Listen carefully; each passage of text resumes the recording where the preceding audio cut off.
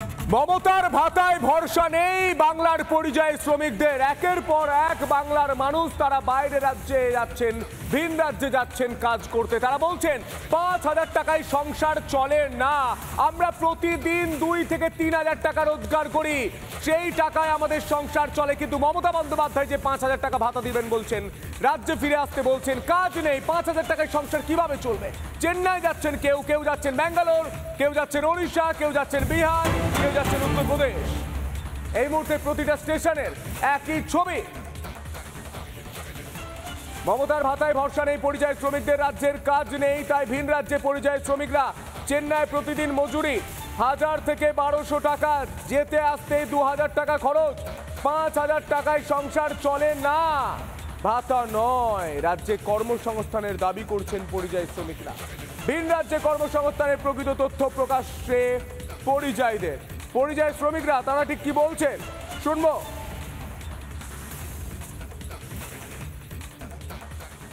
আমি মাইজুদ্দিন চৌধুরী, আজকে আছি চেন্নাইয়ের একটি জায়গাতে। এখানে প্রায় 1000 থেকে 1,500 মুর্শিদাবাদ, মালদা, বীরভূম এইসব জায়গার লোক কাজ করে।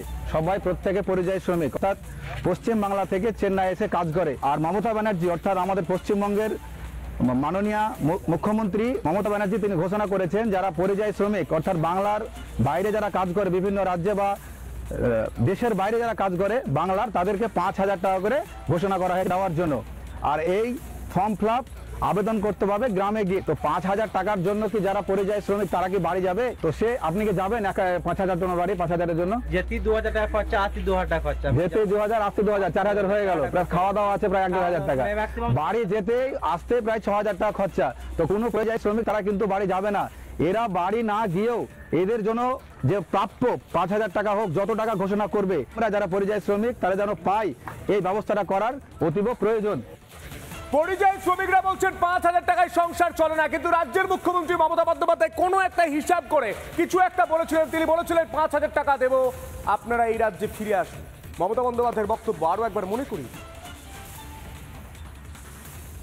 যে সকল পরিযায়ী শ্রমিক বাংলার বাইরে কাজ করছে তাদের বাড়ি ফিরিয়ে এনে, এবং তারা যদি নিজেরাও চলে আসে, যারা আসতে পারবে, যারা আসতে চায়, তাদের পুনর্বাসনের জন্য আমরা একটা পরিকল্পনা গঠন করেছি।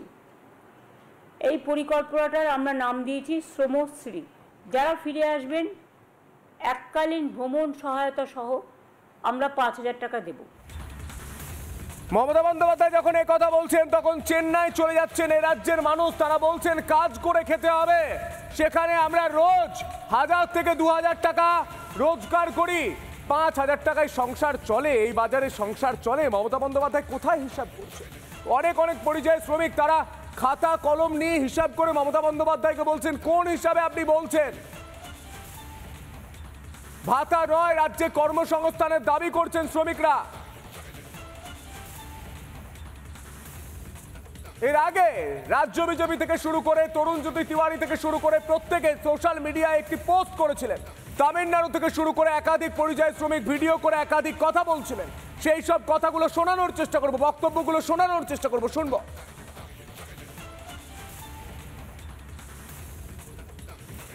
নমস্কার মাননীয়া, শুভনন্দন। পরিযায়ী শ্রমিক বলছিলাম রাজস্থানের জয়পুর থেকে।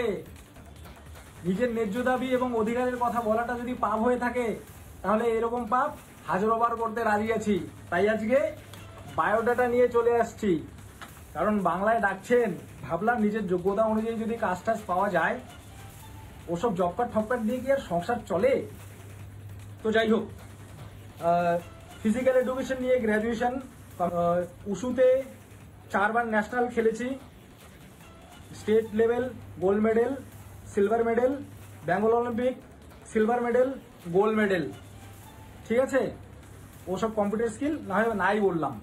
তো যেটা বলছিলাম, পরিযায়ী শ্রমিক হোক এবং বাংলায় থাকা বেকার ছেলেমেয়েরা হোক, সে জাতি ধর্ম নির্বিশেষে সবার জন্য কাজের সুযোগ করে দিন। তারা নিজের যোগ্যতা অনুযায়ী নিজের কাজ বেছে নিবে।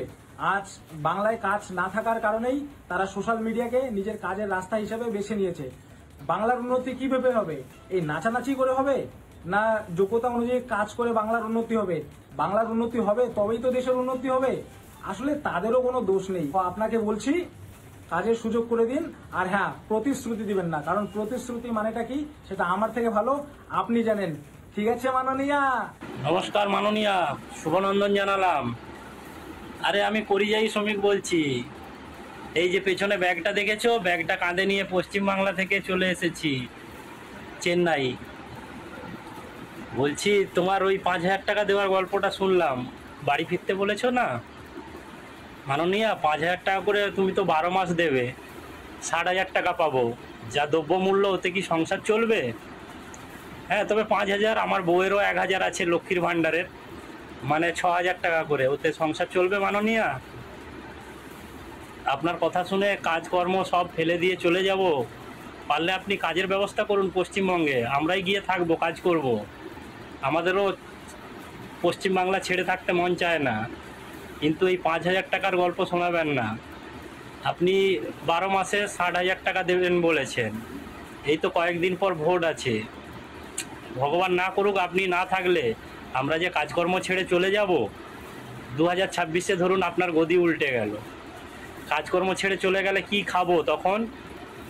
তো বলছি মাননীয়া, আগে কাজের ব্যবস্থা করুন, তারপরে আমাদের মতো পরিযায়ী শ্রমিককে ডাকবেন। ঠিক আছে মাননীয়া, আরেকবার জানালাম আপনাকে শুভনন্দন।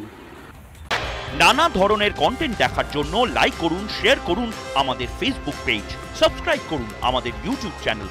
পাশাপাশি অন্যান্য ব্রেকিং নিউজের জন্য অবশ্যই চোখ রাখুন রিপাবলিক বাংলায়।